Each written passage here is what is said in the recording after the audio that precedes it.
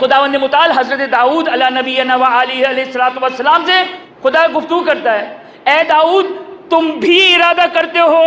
لیکن یہ میرے پچھلے مطلب کو مزید اسٹرانگ کرتا ہے. تم بھی ارادہ کرتے ہو، میں بھی ارادہ کرتا ہوں.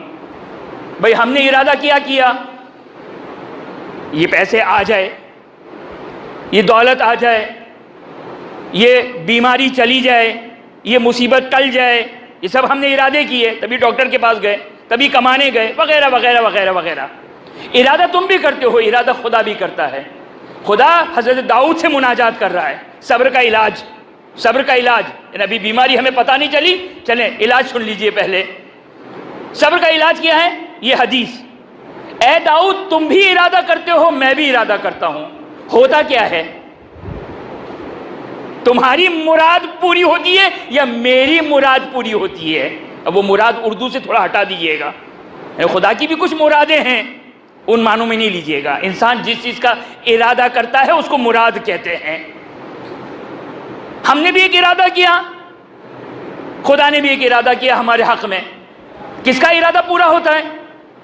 معلوم ہے ان اللہ علی کل شیء قدیر، اسی کا ہونا ہے.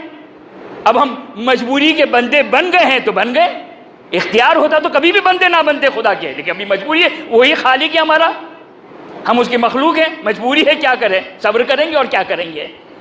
بس توجہ کریں، خداوند متعال حضرت داؤد سے کہتے ہیں کہ تم بھی ارادہ کرتے ہو، میں بھی ارادہ کرتا ہوں. ہوتا وہ ہے جو میں ارادہ کرتا ہوں. اگر تم نے میرے ارادے پر اگر صبر کر لیا تو تم کو وہ عطا کروں گا جو تم نے سوچا تھا. لیکن یہ ہونا میرا پہلا ٹکڑا جو وہ در حقیقت شاید مثال تھا. انسان واویلا نہ کرے،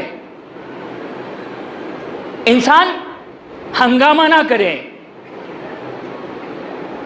صرف اور صرف انسان اپنی تشفی کے لیے شور کرتا ہے.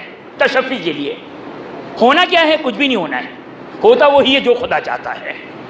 اس کا مطلب یہ نہیں ہے کہ ہاتھ پہ ہاتھ رکھ کے بیٹھ جائیں، کچھ ہمیں کرنا نہیں ہے. نہیں، یہ میری گفتگو کا نتیجہ نہیں ہے. شور کے مقابلے میں، واویلا کے مقابلے میں یہ کہہ رہا ہوں. بس توجہ کیا آپ نے.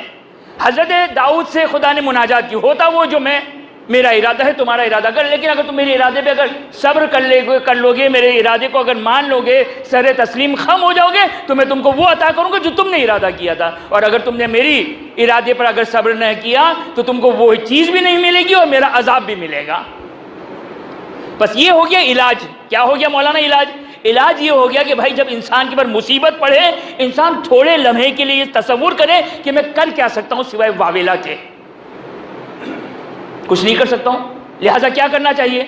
عقل مندی کی نشانی، عقل مند کا طریقہ کار یہ کہ خاموشی سے بیٹھ جائے، خدا کی تقدیر پر راضی ہو جائے کہ جو اعلیٰ ترین مقام ہے، اعلیٰ ترین مقام ہے. برحمتک یا ارحم الراحمین وصلی اللہ علی محمد وآلہ الطاہرین.